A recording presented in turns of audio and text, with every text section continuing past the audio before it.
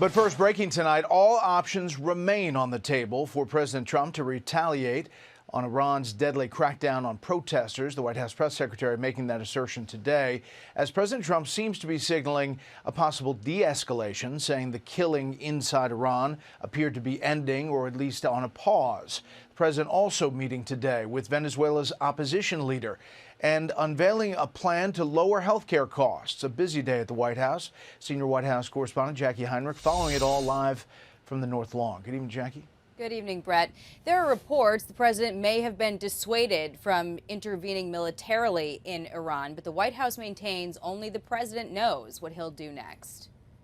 All options remain on the table for the president. But according to reports, President Trump is delaying his decision on striking Iran amid pressure from Israel and Arab states, questioning if it would meaningfully degrade the regime or destabilize the region. Netanyahu encouraged him against strikes. It's true that the president spoke with Prime Minister Netanyahu, but I would never details about their conversation without giving the expressed approval by the president himself. Today, Iran's ambassador to Pakistan reportedly announced Trump informed Tehran he won't attack, instead asking Iran to exercise restraint.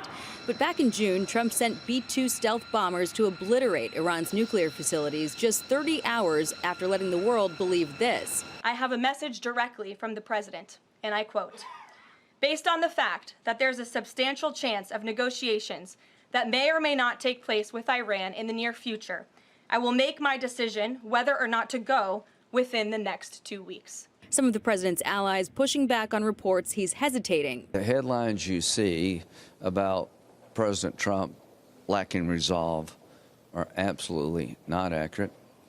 The question about these operations, do they get bigger or smaller? So my belief is that the regime's days are numbered. Greeting the Florida Panthers, the president making reference to Maduro's capture. Just like we knew how to win last week. We had a little victory. It was surgical, just like their victory, right? After meeting with Venezuela's opposition leader and Nobel Peace Prize recipient Maria Corina Machado, who followed this advice from Trump's former VP. If it helps, drop it off. Put it right next to that model of Air Force One, right on the little table, and say it's all yours. A gift to build inroads. I presented the President of the United States the medal as a recognition for his unique commitment with our freedom. The president still wants to see Venezuela transition to a democratic government eventually. The press secretary said today, though, there is no timeline for that. And for now, he is pleased with Maduro's VP, Delcy Rodriguez, as acting president. Brett. We're going to follow that. Jackie, another topic, lawmakers debating extending enhanced Obamacare subsidies that expired last month. The White House releasing their own health care plan today. What does that say? Yeah, it's the first time the White House has formally directed Congress on this. The plan rejects efforts to extend the ACA subsidies, instead redirecting that money into individual health savings accounts while requiring insurance companies to be more transparent about their pricing and their profit margins. It also calls to regulate pharmacy benefit managers and codify the drug pricing deals that the president has struck. The Senate group working to extend the expired ACA subsidies says they are going to keep trying, but that does get harder without White House support. Brett. Jackie Heinrich live on the North Lawn. Jackie, thank you. We will do a deep... And a Fox News alert, Senate Republicans defeat a war powers resolution that would have required President Trump to come to Congress before taking additional military action against Venezuela. The final vote was 51-50, Vice President Vance casting the tiebreaker. On this vote, the yeas are 50, the nays are 50, the Senate being equally divided. The Vice President votes affirmative, and the point of order is sustained. Joining us now is Republican Senator Tim Sheehy of Montana. He's a member of the Senate Armed Services Committee. He was there last night. I want you to listen to Chuck Schumer. You probably heard this live, but we'll play this for the folks and have you react. What has happened tonight is a roadmap to another endless war because this Senate, under Republican leadership, failed to assert its legitimate and needed authority. Make no mistake about it, this vote makes things more dangerous, not less.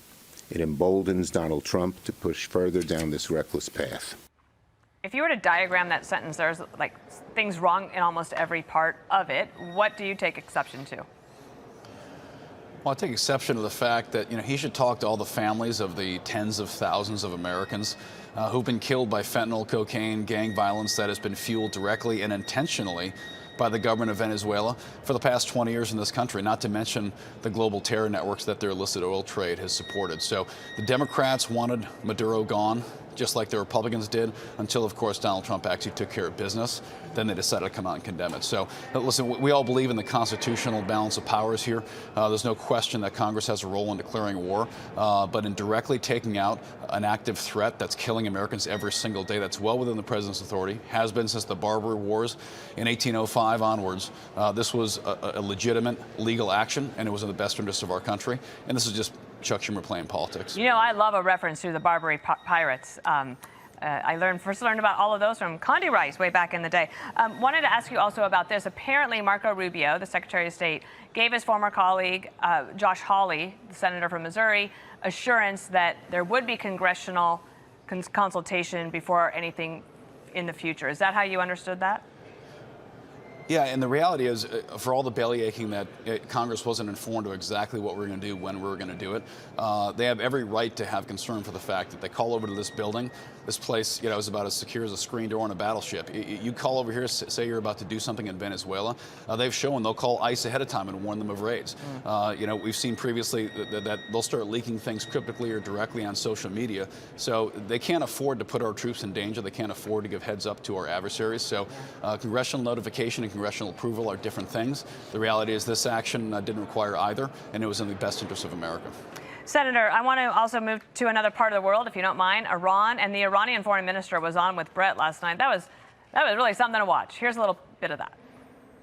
Why would the supreme leader himself take to X and taunt the president of the United States?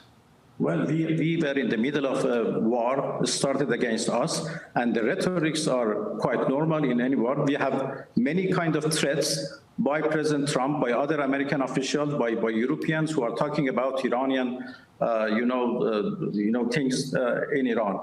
And Senator Adam Smith of Washington on another network had this to say about military intervention. I don't think we should get involved militarily. I think engaging regime change, dragging ourselves into a war in the Middle East, another war in the Middle East, is incredibly dangerous, an expense that the U.S. shouldn't engage in, and an enormous risk with, as I said, uncertain outcomes. We're about 2 weeks into these protests in Iran. What do you see happening? Do you have any advice for the administration?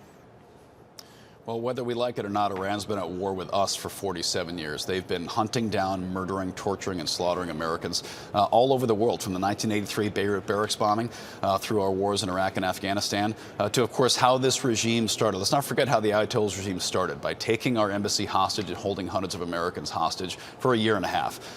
So this regime's literal foreign policy is death to America. They chant it every day, and they back up those chants with actions by actually killing Americans and fueling global terror networks. They are the largest state sponsor of terror in the world. So what did you think of the threat towards President Trump? That's nothing new. They've been threatening to kill our leaders, again, for years. So the fact that the people of Iran are now taking to the streets an overwhelming display that they are ready for this regime to go away. It's not our job to go and conduct regime change, but we should help these people take out the trash. And I think I fully support the president's action. But as he decides to get involved and help tip the scales here, it's high time we finally get rid of this murderous regime. We've been placating them for far too long. You're like a hobo on LSD with a knife in the street, and everyone stands back not wanting to touch them. The reality is they're trying to kill us every day. It's about time we knock this guy out. And I hope the people of Iran get the full support they need. I feel like I saw that guy yesterday on 8th Avenue here in New York City. Senator, thank you. Appreciate it. This morning, President Trump still weighing military action against Iran as a top Iranian official claims the death toll is fake, blaming all the tensions on one of America's biggest allies. You are saying that all of this is because you're not in control of your country and foreign elements are killing people inside your country? No, I'm telling you that it was a fighting between our security forces and terrorist elements who had a plan to create a big number of killings in order to provoke President Trump to enter into this conflict and start a new war against Iran. And that was exactly an Israeli plot. Meanwhile, Iran is threatening to assassinate our president, showing a picture of him being shot in 2024. And he says this time we won't miss. Former Deputy National Security Advisor K.T. McFarland joins us now. So you saw the foreign minister last night. You saw that they now reopened their airspace, and they didn't hang the 26-year-old. But I also heard from Mike Allen earlier that he believes the protests have dissipated somewhat. What do you think, KT? You know, we don't really know, right? Because the regime has shut down the internet. We're not sure what we're getting out. Starlink, thanks to Elon Musk, has gone in. But when President Trump said yesterday that the executions have stopped, I think President Trump's got the best intelligence of anybody. So if he's saying that, I've got to assume that that's right. Now, as far as the dissipation of the demonstrations countrywide, the regime hasn't solved the problem. The problem is an economic problem. It's inflation, it's mass, incompetence of running of the economy. So those demonstrations will come back again unless the economy is fixed. Security forces were firing directly into the crowds of protesters in at least 6 different cities. And we know there were riots in 27 separate provinces. All in the beginning, they even admit it. It was because in Tehran, there's no water, there's ridiculously high inflation, and they know billions of dollars is going to Hezbollah and millions is going to Hamas. So your advice to this administration is don't do what Obama did. What did Obama and Biden do, and what should Trump make sure not to do? Okay, so there were 2 mistakes made, and President Trump's learned from them. In the Bush administration, they toppled the regime, disbanded the army in Afghanistan and Iraq, and what happened? An occupation, 20-year forever war. We don't want to do that again. On the other hand, President Obama encouraged the Arab Spring, toppling of the dictators all across the region, and then he walked away. He just sort of assumed democracy and freedom and stability would ensue immediately. President Trump's learned those lessons. That's why I think the thing he's doing in Venezuela, that should be the prototype of how he's going to handle all of these things. He's gotten rid of the bad guy, and then he's also working with the country, with the leaders in place to do what he wants them to do. And he's using the economic lever. In the case of Venezuela, the oil. Well, you can't do the same thing because I don't think they're going to go grab the Ayatollah. He'll be a handful to keep in captivity or in Brooklyn prison. Let's talk about Greenland. Yesterday, there was a meeting between the Danes and the U.S., high-ranking officials. Nobody, they agreed to agree on nothing, it seems. Here's the Danish foreign minister, Rasmussen, and President Trump yesterday. It's clear that the president has this wish of conquering over Greenland. We made it very, very clear that this is not in the interest of the kingdom. If we don't go in, Russia's going to go in and China's going to go in. And there's not a thing that Denmark can do about it, but we can do everything about it. But the Germans are sending troops, so are France and maybe the UK. Really? Look, at the end of the day, we're going to get control of Greenland. Why? Because, as President Trump says, the Chinese want it. And there's a sense of urgency because the Chinese are working very quickly and very fast to try to develop Greenland, to try to develop Greenland's natural resources, to have a presence on the ground in Greenland. If you want to know what the real issue is, take a globe and turn it on its side so that the Arctic is your main focus. And you see that Greenland is essential to controlling all of the Atlantic, the maritime trade route that might happen from the Atlantic to the Arctic, to the Europe, and to Asia. It's essential that it's in our hands and it's not in China's hands. KT, I hear you, but maybe there's a deal to be done here where they handle the social things, we get the rare earth, expand our military base, and have a spirit of cooperation between them. This way we don't have to pay for all the infrastructure of Greenland. And being that Denmark are such great allies, don't you think this has so much potential for a deal? Yeah, I do. And we're already halfway there. I mean, we've been trying to buy Greenland since Abraham Lincoln. We already have military bases there. It's a matter of money and who's going to develop Greenland. And as long as it's not the Chinese, as long as it's us working with our NATO allies, Donald Trump is a deal guy. He'll figure out the right deal. He'll probably figure out how to have companies invest in Greenland so that the United States doesn't have to pay for it. But I think money changes hands at the end of the day, and the United States takes the leadership role permanently in Greenland. This is an exciting time for foreign affairs experts like you, KT. Thanks so much for joining us this morning. Come to the map over here, and this is Where we are with Iran, Iraq to the west, Afghanistan to the east. Keep an eye on Saudi Arabia and the Persian Gulf here. I'll come back to that in a moment. This is where we believe a lot of the protests are still active. We've denoted this in green with a high level of confidence where the protests continue this week. Tehran is one of them. West from Isfahan is another. And down here in the southern area with the Persian Gulf is another area as well. Now, for the U.S. to strike, we have two strike groups at sea right now. One is off the northern coast of Venezuela in South America. The other, the USS Abraham Lincoln, is over here in the South China Sea. It would take about a week to steam toward Iran and be off the coast there. That does not mean, however, that the United States military is not in the area, locked and loaded and prepared and ready to take action if that order is given. And the reason you look at that is look at all the air bases. Look what the military has established here throughout the Middle East, whether it's up in Syria, whether it's Turkey, whether it's Iraq, whether it's all over the eastern side of Saudi Arabia, down here into Oman. So there's firepower in the area if it were to come to that. Is it going to? We don't know. And that's the simple answer right now. We thought there was a window. Maybe that window's closed. General Philip Breedlove's the former NATO Supreme Commander with us now. And, sir, thank you for your time today. Here's my question. I've been thinking about it all day. Did the U.S. miss the window, or was there a clearly defined window that would affect permanent regime change in Iran? Well, first of all, Bill, Dana, thanks for having me on.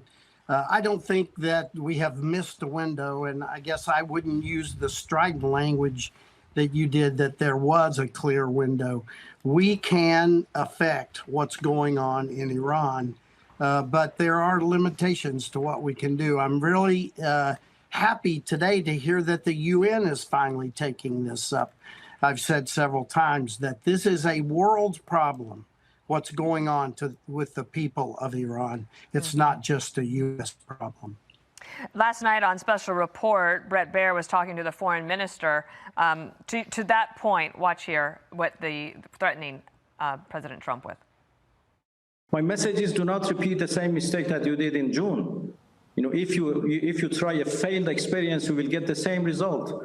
You know, in June, you destroyed the facilities, the machines, but the technology cannot be bombed, and the determination also cannot be bombed. Only the Iranians think that that mission wasn't successful, and the world thanked President Trump for taking that action, sir. The foreign minister, of course, is putting up a brave face. The people that understand the most about the success of that mission was the military of Iran and of the regime, because they were dealt a severe blow.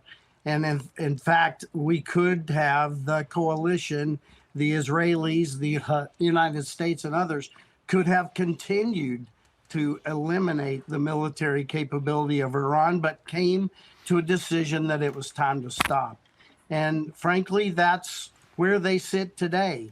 The spigot could be turned on again if Iran breaks the promises that it's made to the world, and apparently the promises our president has heard about they have stopped this horrific action. Well, one thing we know about the president, he likes to keep people guessing, and right now we are guessing ourselves. Senator Tom Cotton, here we go from Wednesday with Laura. Watch here last night. President Trump has made it clear he's not going to tolerate this kind of wanton violence against the people who are simply yearning for freedom. The only way Iran will stop being this source of instability, disorder, chaos, and violence is for the Iranian people to take their future in their hands, again, yearning for freedom for 47 years. And what comes to mind here, and the experts we've talked to, unless the IRGC changes course and starts cooperating with protesters, there's still going to be a force in the streets throughout the entire country. As I say that, the U.S. Treasury Department website just issued new Iran-related sanctions directed toward that government. The effect of well, this is good. This is good. I must say that, you know, we have lots of elements of national power, diplomatic power, informational power, military power, and economic power. And we are sometimes only using the military power. We need a broad spectrum of governmental pressure, all of nation pressure on Iran. And so it's good to hear that other parts of our government are becoming involved. What do you think, though, about the reports that Qatar has been urging President Trump not to act? Oh, it doesn't surprise. No one wants more violence in the Middle East. There's plenty already there.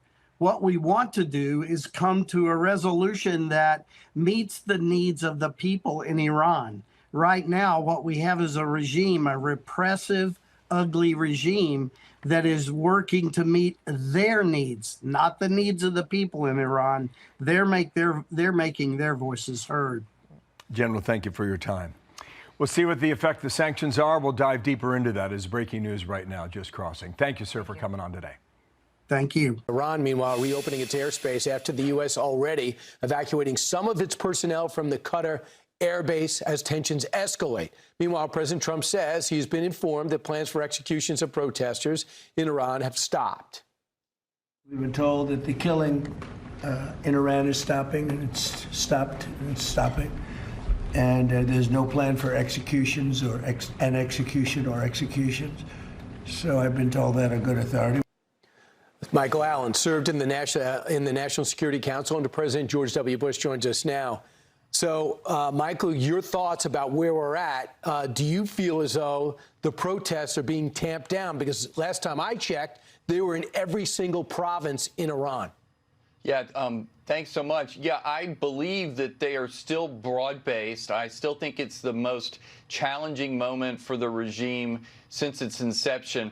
But there are reports that it's becoming less widespread, maybe fewer people, and understandably so. The regime's back is against the wall. This is an existential moment for them, and they are massacring their own people. So this, I think, really puts the question to the president.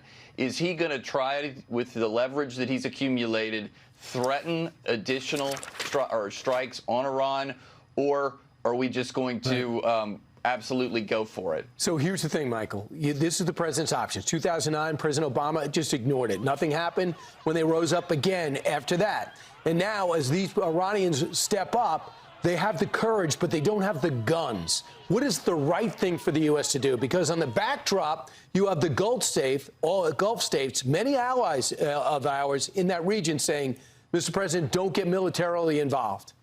Yeah, I think the best thing that we can do at this point, especially since we have American credibility on the line, is figure out a way for airstrikes to try and help the protesters, and that very likely means hitting the instruments of regime repression. So think of the people, if you remember the last protests, that were on the back of motorcycles with baseball bats trying to beat protesters. Think of the Islamic Revolutionary Guard Corps, the zealots who protect the regime, the intelligence services. If we could strike and degrade some of these people, I think you may take their ability to crack down on their own people down a few notches, but you would also give a boost to the protesters who would feel like the United States is behind us. It's never going to get better than this moment right now, and so let's redouble our efforts. Wow. Here's the Iranian foreign minister yesterday in a very intense interview with Bret Baier. Listen. There is no any hanging today or tomorrow or whatever. That's Friday? You know, I can tell you, I'm confident about that. There is no plan for hanging at all. This is another piece of misinformation campaign that they have started to provoke President Trump and to drag him into this this question, and which could have disastrous consequences. So it looks like there's some give there. They heard the president when he said, you better not hang people. So they're not for now. It was a 26-year-old that they were focusing on. But Starlink for free has been put up there for people with the courage to go sign on to that dish, number one. And number two, it looks like the Kurds have penetrated some of the border areas with Iran, which has got Turkey upset. Your thoughts on both these developments? Well, I do think that things are the ethnic groups in Iran, which will eventually help see the destruction of the regime, are now thinking to themselves, this is the moment to begin to rise up. This is the moment we ought to organize better. So I do think that's why the Kurds are trying to seize some of that territory up there. But you're right, there are other things the United States could do short of military action. And I think it's to try and knock out the regime's digital blackout so that these protesters might coordinate with each other. We need Starlink to be able to do that. They can jam it. But I think if we have enough terminals there, and maybe this is something the CIA and Mossad are already doing, and if they aren't, they ought to be, is trying to increase the means for coordination among the protesters, and in turn for them to be able to send out to the outside world the footage of massacres. Michael, thanks so much. We have so much to talk about. Become rich off of oppression and misery meted upon the Iranian people. The Iranian regime has also been a serial human rights abuser from its very first day in power. And as you heard today, young women like Mahsa Amini have been murdered for daring to uncover their hair in public, while religious minorities have been subjected to the most severe persecution. These abuses have been documented right here by this body, have been documented at length by the United Nations, have been documented by the Secretary General's own regular reports on the situation of human rights in Iran, the most recent of which was released just last year in 2025. Colleagues, in addition to the gross human rights abuses, in addition to its illegal march towards a nuclear weapon, in 1979, the regime we now know, led by Ayatollah Khomeini, gave support to radical students who attacked the United States Embassy in Tehran, took over 50 Americans hostage, and held them in captivity for over 400 days.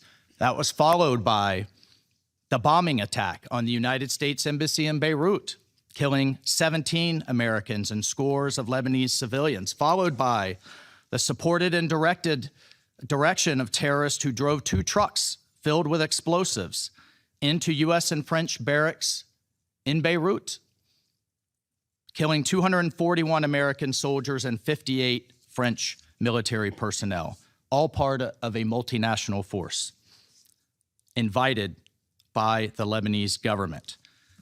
It's responsible for the deaths of over 600 American service members and countless others in Iraq. Bottom line is Iran's partners and proxies with Iranian weaponry, documented by the United Nations Yemen panel of experts, have repeatedly attacked our partners in the Gulf and attempted to damage global energy infrastructure. And then finally, the Iranian regime state television amplifies calls for a, quote, one-bomb solution to wipe Israel off the map, which ironically would be not only a massacre of all Israelis, but also the Palestinian people whom the regime claims to support. In 2011, the regime attempted to assassinate the Saudi ambassador to the United States in Washington, D.C., but luckily the attempt was thwarted, and further, the regime has continued to plot assassination attempts against the President of the United States, against President Trump, and other senior U.S. government officials, in addition to those who dare speak out living here in the United States. Colleagues, Iran has destabilized the Middle East for decades. It has supported and enabled Hamas's brutality, its hostage-taking, its heinous October 7th attacks. It has funded Hezbollah. It has funded the Houthis, Iranian-aligned militia groups in Iraq, including Kataib Hezbollah, have attacked the United States and the region again and again. It's backed the brutal Assad regime, and at every turn, the regime has put terrorist proxies in other nations before the welfare of its own citizens. And as a result of the regime's actions, putting money in the pockets of terrorists, funding its nuclear and missile programs instead of the basic needs for the people of Iran, Iranians have had enough. The regime's dereliction of duty to its own citizens is what has put the Ayatollahs in the positions they are in today, with hundreds of thousands, if not millions, protesting in the streets after decades of neglect and abuse. So everyone should ask themselves, everyone sitting here today, how many people are dead? How many people are wounded, maimed, and abused in the Middle East, in Israel, in Gaza, in Syria, in Lebanon, Yemen, Iraq, even Venezuela, because of the regime's support for terrorism as the largest state sponsor? And I would like to address the allegation put forward by the regime that these inspired protests are somehow a foreign plot to give a precursor to military action. Everyone in the world needs to know that the regime is weaker than ever before, and therefore is putting forward this lie because of the power of the Iranian people in the streets. They are afraid. They're afraid of their own people. Iran says it's ready for dialogue, but its actions say otherwise. This is a regime that rules through oppression, through violence, and through intimidation, and has destabilized the Middle East for decades. Well, enough is enough. We all have a responsibility to support the Iranian people and to put an end to the regime's neglect and oppression of the Iranian nation. Colleagues, let me be clear. President Trump is a man of action, not endless talk like we see at the United Nations. He has made it clear all options are on the table to stop the slaughter. And no one should know that better than the leadership of the Iranian regime. Thank you, Mr. President. This is Marcialina Dodd, who you may have first seen on this program many years ago. She is an activist for freedom in Iran. Let's listen to this for a minute. Privilege of freedom of speech on social media to mislead the rest of the world. It is not about restoring order. It is about destroying the evidence. If it was not for starting inside Iran, we couldn't have been able to have even these informations. The Islamic Republic does not limit its crimes within its own borders. They kill their opponents at home and target those who expose their brutality abroad. Here, even here, on US soil, and every corner of the world. In Europe, in Canada, in Australia, everywhere. And they are not alone. This is called transnational repression, and the Chinese government helping them, Venezuelan dictators are helping them, Russian mobsters being hired by the Islamic Republic to target their dissidents and opponents beyond their own borders. I now address the representative of the Islamic Republic directly. You have tried to kill me 3 times. I have seen my would-be assassin with my own eyes in front of my garden in my home in Brooklyn. In United States of America, in the courthouse, I have seen my would-be assassin confessing that they have been hired by the Revolutionary Guards to end my life. My crime? Simply echoing the voice of innocent people that you killed them. Your leader, Ali Khamenei.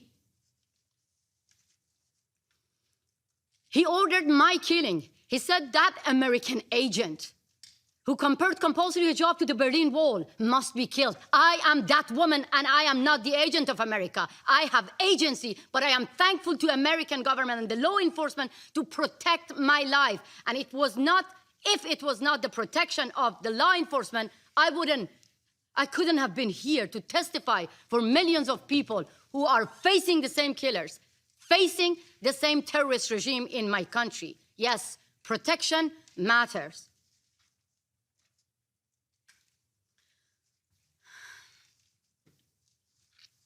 Unfortunately, I live with survivor's guilt because many Iranians do not have the same protection.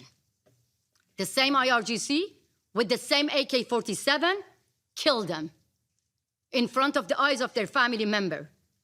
2 would-be assassins received 25 years prison sentence here in New York, and I'm going to face 2 other killers being hired by the Islamic Republic in March, and they are the one who were assigned by the same IRGC member to assassinate President Trump. The Islamic Republic rules through fear. It makes people disappear from public life, from memory, from history. So today, I want to record the names of those who refuse to be afraid and erased. Setayesh Shafi'i, 20 years old. Before the internet was cut, she wrote on her social media, "They are cutting off my internet, but I love you all." She was killed by the Islamic Republic IRGC. Raybin Moradi, 17 years old, shot in the back, a young football player. He was killed by the same IRGC. Mehdi Zadparvar, a popular athlete. He wrote on his Instagram before going to the street, "I know I may be killed, but I have no fear. I want my rights." He was killed by the same IRGC. Siavash Shirzad, 30 years old. His family begged him not to go to the streets because of his safety. He said to his family, "I go to the street to celebrate the victory of our revolution because President Trump promised to rescue our lives." He was killed by the same Revolutionary Guards. Negin Qadimi, 20 years old.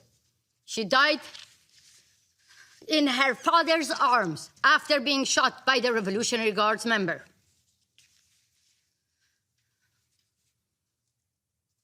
I feel guilty that I don't name the rest. The list of names goes on and on.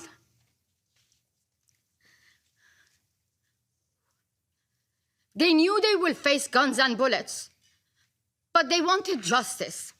So now let me name their killers. Ali Khamenei, who declared protesters would be put in their place. Judiciary Chief Ghulam Hussein Mohseni Ejei and the IRGC commanders who publicly vowed punishment would be maximum. Ali Larijani, who promised no mercy for those who questioned the regime, while his own daughter, his own family live here in the United States of America. They don't deserve to enjoy the privilege of freedom in America.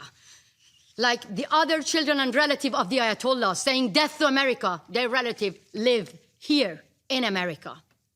3 years ago, another Iranian human rights defender stood here in this room to warn you about another nationwide protest, Women, Life, Freedom, after the murder of Mahsa Jina Amini for the crime of simply showing a bit of her hair. How many women are sitting here? You could easily get killed simply for showing your hair. Mahsa got killed. That sparked a revolution. And women and men shoulder to shoulder took to the street. More than 700 people got killed. We have seen this before. We have more names to remember. In 2009, Neda Agha Sultan, symbol of more than 100 people who got killed. They named President Obama to protect them. President Obama was looking to open the doors of diplomacy to a regime whose language of negotiating with its own people is guns and bullets. We've seen this in 2019 with Pouya Bakhtiari, who was killed in front of the eyes of his mother, Nahid Shirpishe. At the same time, President Biden was trying to keep the doors of diplomacy open, handing out billions of dollars to the regime that forced the family members to give money to the regime to take the dead body of their beloved one back. Fate, not back-to-back meetings and empty condemnation. We don't need empty words. People of Iran are asking the Islamic Republic are telling you the Islamic Republic no longer can be reformed and asking you that the Islamic Republic no longer be treated as a legitimate government. Today, the number of those killed is much higher than I told you. This regime, again and again, cannot be reformed. Let me be very clear. The Islamic Republic behave like ISIS, and the Islamic Republic must be treated like ISIS. This is how you can save lives. Thank you so much. I thank Ms. Al-Najjad for the briefing. Chester last week and told Laura Ingraham that she was being paid to be there. Meantime, the White House confirming all options remain on the table as President Trump weighs his response to a bloody regime crackdown on pro-freedom protesters in Iran. Our next guest knows this regime firsthand. She was born in Iran and fled with her family during the Islamic Revolution in 1979. Nazih Moinian is a fellow at the Middle East Institute and joins us now. Nazih, it's good to have you on the program. It would appear that for the moment, the word on Iran, as far as President Trump goes, is restraint. This is what he said in the Oval Office yesterday. Listen here. We've been told that the killing in Iran is stopping, and there's no plan for executions or executions. So I've been told that on good authority. We'll find out about it. I'm sure if it happens, we'll all be very upset, including you will be very upset, but that's just gotten to me, some information that the killing has stopped, that the executions have stopped. Obviously, the killing stopping would be a very good thing. Is that stopping the protesting? Well, thank you, John. The killing hasn't stopped. I think what the president is referring to is the hanging of Irfan Sultani. He was a 26-year-old protester who was scheduled to be hanged today, and that's been postponed indefinitely by the Islamic regime, probably because they don't want to antagonize the president further and invite kinetic action. But here's what I think is going on. I think the president is rightly trying to do good on his promise to the Iranians while trying to placate the Saudis and the Omanis and Arab Gulf states because they're afraid that instability will pour over to their regions and it will shock the oil markets and it will anger the Ayatollahs. All three worries are valid. I mean, all politics are local after all. The problem that I see here is that there are two ways. There are two problems here.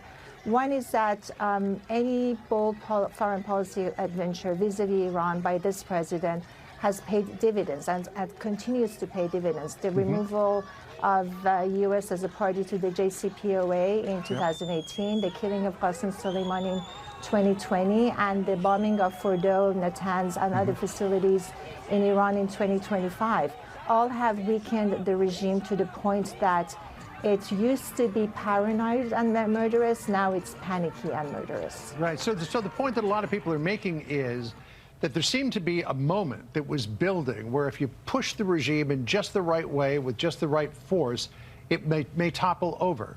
It would appear that President Trump is not choosing that path at this moment. What do you think about that? He's not choosing that path at this moment, but this is a president that holds his cards closely to his chest while keeping his adversary gingerly on their toes. So I don't know. I don't know what's going on in the president's head. No one can claim that. This is a president that likes the element of surprise. But I also know that his legacy matters. He's a friend of the Iranian people, and he wants to stand on the right side of history. All right, well, we'll see which way the president goes, and you're right about that. The only person who knows what the president's going to do is the president. Nazih, good to have you with us today. Thousands of people in Iran in the streets. They want their country back, and for that brutal and repressive Islamist government to get out. In fact, it's not just a little brutal. It's already killed, that we know of, between 12,000 and 20,000 people.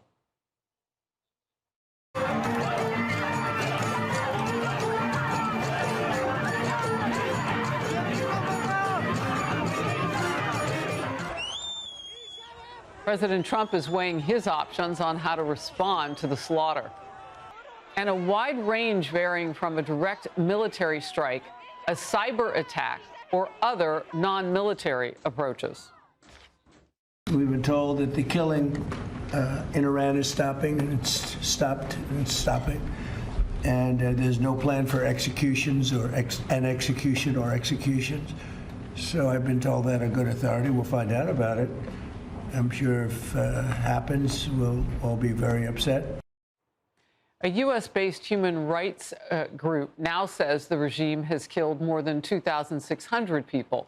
So you see these numbers are moving all over. We can tell you that other reporting has been different. Another report by an Iranian media outlet says that number is very much higher, closest to 20,000. Republican Senator Lindsey Graham says there's only one real option.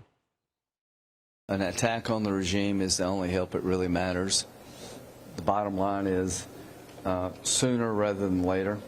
The people need to see what help on the way looks like, which is going after those who are killing them. If we can trade out the Ayatollah, a religious Nazi, a total evil man, for the good people out in the streets, it would be a great trade for the world, most importantly Iran, and for the United States. Chief National Security Correspondent Jennifer Griffin with more. Jennifer. Harris, we've just learned that the State Department has, in fact, put more sanctions on several entities in Iran. The Fardis prison, where many female political prisoners are held.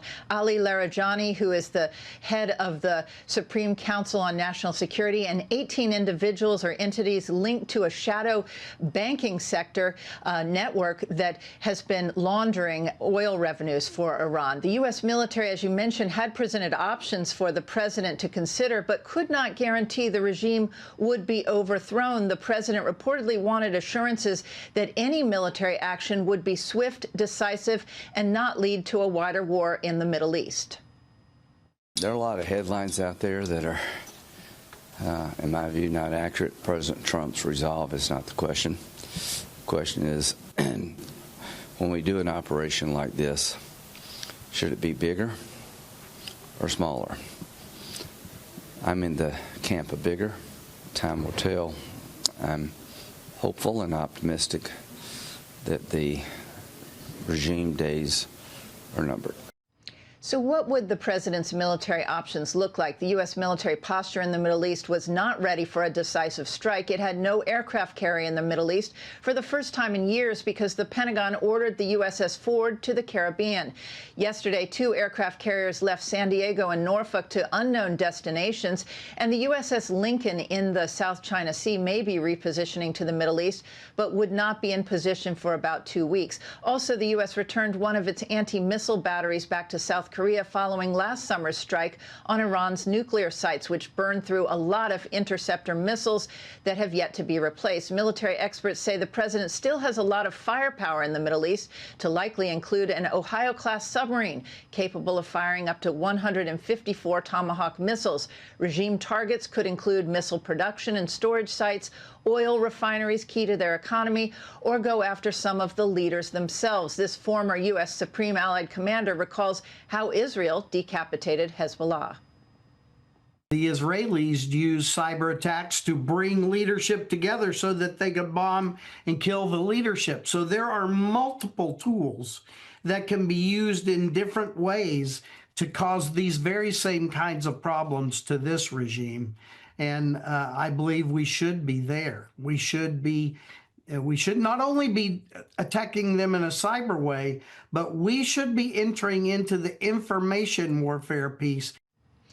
There are economic and cyber options at the president's disposal, Harris, including accelerating the collapse of the banking system that is keeping the regime and the IRGC and security forces funded. Harris? That was so fascinating, the information warfare piece in all of this, because everything is interconnected with that. And as that gentleman said, it's time.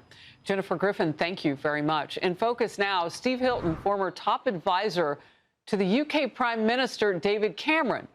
Now, most of us know him as the Republican candidate for California governor, but he was at the top seat of government and foreign policy like this, and I want to know your take on how we deal with Iran, considering what's going on the ground.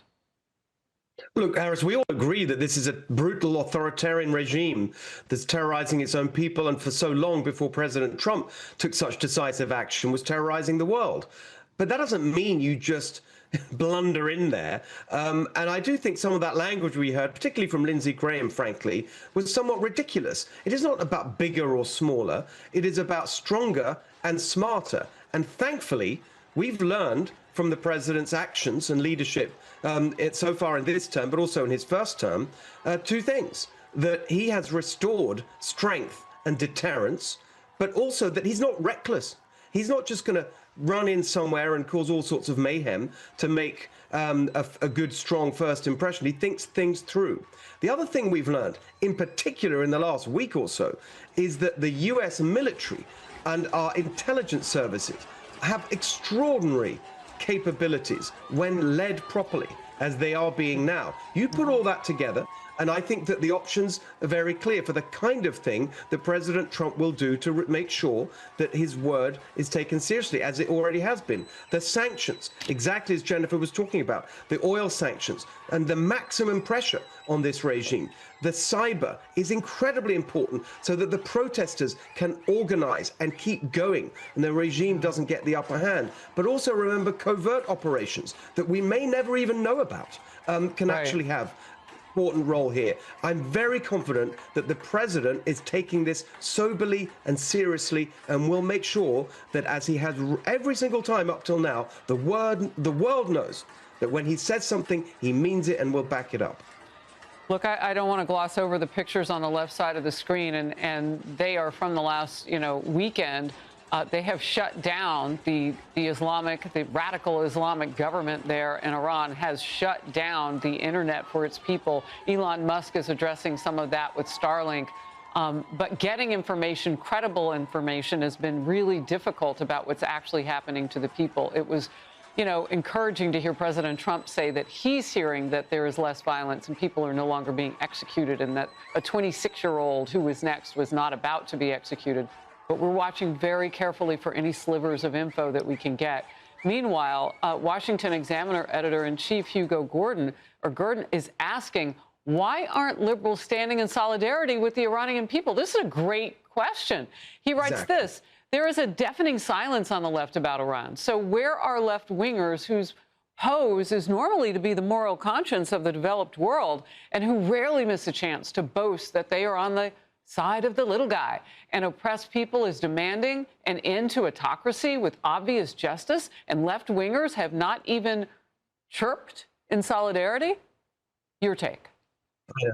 It's absolutely stunning. And I'm afraid, Harris, it's yet another example of that well-known affliction, TDS, Trump derangement syndrome.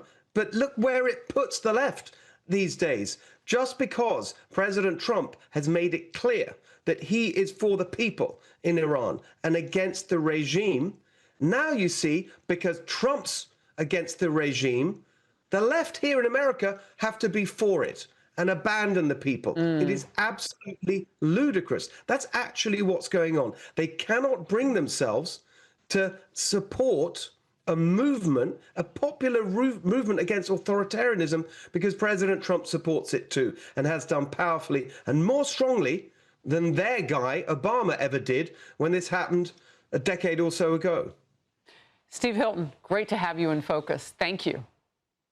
Thank you, Harris. Hey, everyone. I'm Emily Campagno. Catch me and my co-hosts Harris Faulkner and Kaylee McEnany on Outnumbered every weekday at 12 p.m. Eastern, or set your DVR. Also, don't forget to subscribe to the Fox News YouTube page for daily highlights.